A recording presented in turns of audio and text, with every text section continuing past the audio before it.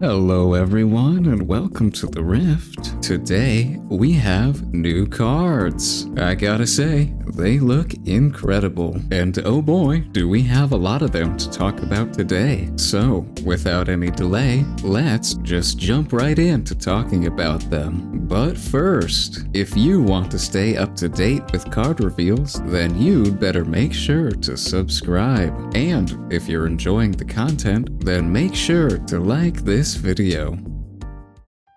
So, there's quite a lot to talk about here with all of these new card reveals that we've seen. Overall, I'm just gonna say these cards look fantastic. They really did an excellent job with the redesign. They look so much better than the old basic white bordered cards. They're just not even comparable. I mean, come on. The epics especially just look incredible. They did such a good job with all the details here. I'd say everything's pretty much perfect except for, again, the drop shadow behind the white text. I really think that needs to be a detail that they add, either when the set releases or at some point in the future, because as I said in the previous reveal video, they're gonna run into problems with very bright white artwork, and it's even sometimes a little bit difficult to make out what the white text is saying against the yellow order background. Sometimes the white just kind of fades into the yellow, and it's a little difficult to tell what it says at a glance. Obviously, if you read it for more than like a few seconds,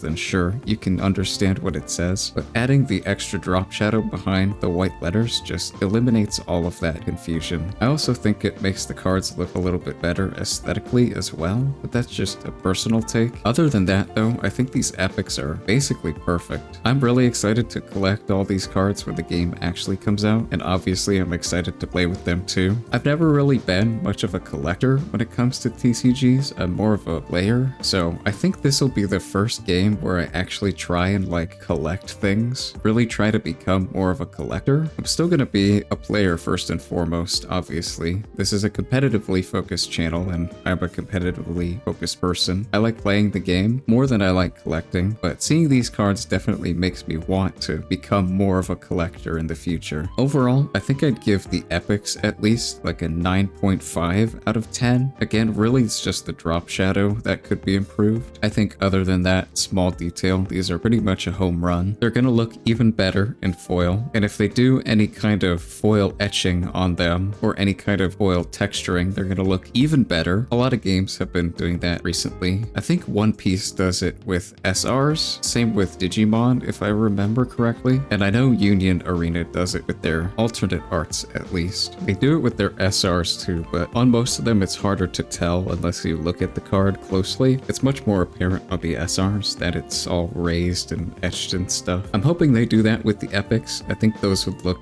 incredible, even more incredible than they already look. We basically have confirmation now that seals are going to be epics, which I have a lot of thoughts about that I won't expand upon in this video. I'm gonna save that for a future video where I review the game's products and product structure in more detail, including how they've chosen to do rarity distribution. We can see pretty clear patterns as to what kinds of cards are going to be epics, and I have a lot of thoughts about that I'm gonna save for another video. This video is mostly just gonna focus on the aesthetics of the cards, also a few mechanical changes that the cards have gone through. A few of the cards have been changed since we last saw them. Possession here being a good example. It's an action now. Previously it was just a basic spell with no keywords. Now it has action, which is good. I still don't think it's that good of a card, at least not for the meta that we currently have. It could be a very good card in the future, especially if we get sideboarding. In certain metas, this card will be a lot more playable than in others. So we'll just have to see how the set actually turns out to be and how the meta actually shapes up to really get a feel for how good or bad this card is going to be. Right now, with the information and cards that we have, it's not a playable card, but that could change with the set releasing or in the future at at some point. Let's talk about the rares next. I also really like how these cards look. Initially, when I saw all of these cards, I didn't really like the white background behind the black text in energy in the top left. I thought it just looked a little off when I initially saw it, but it's been growing on me a lot. I don't think it's nearly as bad as I initially thought it was, and I actually kind of like it now after looking at the cards for a long time. It does sort of brighten up the overall composition of the card by a bit. Just adding a little splash of white just makes the card look a little bit less dark and black and gloomy. I think it's just a nice little addition to help balance out the overall color composition of the card. So I think that design decision is a lot better than I initially gave it credit for. I really like the semi-translucent blackish background behind the text that shows off the art a bit more. I think it looks really good on most of these cards. It extends the artwork of the card out a bit and makes them look a little bit more important to differentiate them from commons and uncommons, in addition to them being foil as well, which I think is a good design decision. I really like these as well. I don't think they look as good as the epics, obviously, and they probably shouldn't. There's not really much you could change to make them look better that doesn't just make them look like epics, so I think these are about as good as they could be. I'll give them a 9 out of 10 overall. I think they're really good. Next, let's talk about the commons and the uncommons. Now, these I really don't think look as good as they could look. They still look fine, and I'm still gonna give them like a 7 out of 10. The white background behind the text has grown on me. Initially, when I saw these cards, I didn't like it that much, but after looking at them for about a week now, I think I do like the white background a lot more than I initially did. I think if I rated these on initially seeing them a week ago, I probably would have given them a lower score, maybe like a 6 out of 10, but after sitting on them for a week or so, I think they're a bit better. The one thing that I really don't like about the commons and the uncommons is that they have bronze and silver bordering instead of gold. I really don't like that decision. I think it just looks strictly worse than the gold bordering, and in the case of uncommons having silver bordering, I really don't like that decision from a gameplay standpoint. All of the cards that go outside of your main deck, except for your legend card, also have silver bordering. The runes, the tokens, and the battlefields, and especially with the tokens, I think they look way too similar to uncommons at a glance. I really don't think it's a good idea to have main deck cards looking so similar to cards that are very different mechanically from main deck cards. So I really wish they had just kept the silver bordering on the tokens, the runes, and the battlefields, and that's it. Putting it on the uncommon main deck cards as well is a decision that I really don't agree with. The bronze, silver, and gold bordered cards next to each other just look kind of off. They don't look cohesive enough in my eyes to denote that they're all supposed to be very mechanically similar and that they're all main deck cards. Yeah, I just really wish they had stuck with the gold bordering for all of the main deck cards. I think they just look better and it would make a lot more sense mechanically. But other than that, I really don't have any disagreements with the aesthetics of the cards. As far as cards that have been changed mechanically since the last time we saw them, there could be more, but the only one I really know about is Noxus Hopeful being changed from having 3 might to 4, which is honestly a pretty big change. The card is significantly better now, I'd say. It still has the same problem of having Legion as it did before, but it's not as bad now just playing this down as a 4-drop vanilla. Yeah, this is just a strict upgrade with no downsides, so obviously the card is just going to be better than it used to be. I think it's still in the same tier about on a tier list, but it's definitely higher up in the tier. Other than that, I don't really think there are other mechanical changes to cards, at least not that I've seen. I don't speak Chinese, so I can't understand what the cards are actually saying, so I'll leave a comment down in the comments section or pin somebody else's if there are any updates to the actual mechanics of the cards that I haven't seen. Next, let's talk about the cards that go outside of your main deck. We'll start with the runes. I really like how they look. I think the coloring on them is really nice. It really pops out to you,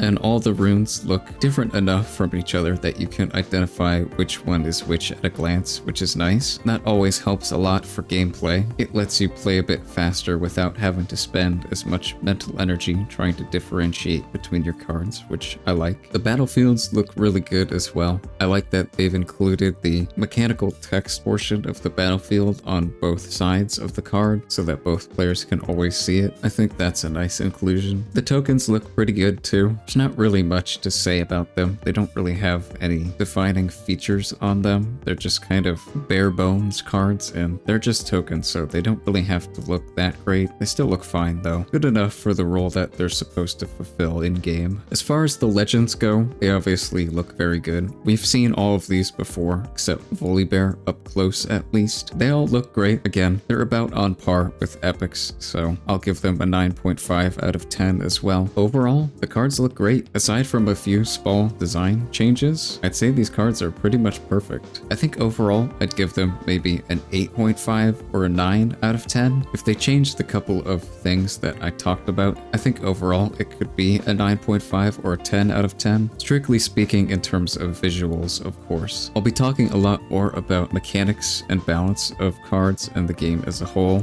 once we start getting a bunch more card reveals, and especially once we have the full set out. I plan to do a lot of stuff, so definitely make sure to subscribe if you're interested in following along with me talking about cards in the future. Other than that, there's not really much else I want to say about these. Other than that, they're just great. Again, I'm really excited for the game to come out and to start collecting and playing, but I've talked about all I've wanted to in this video, so I'll leave you there for today. Take care.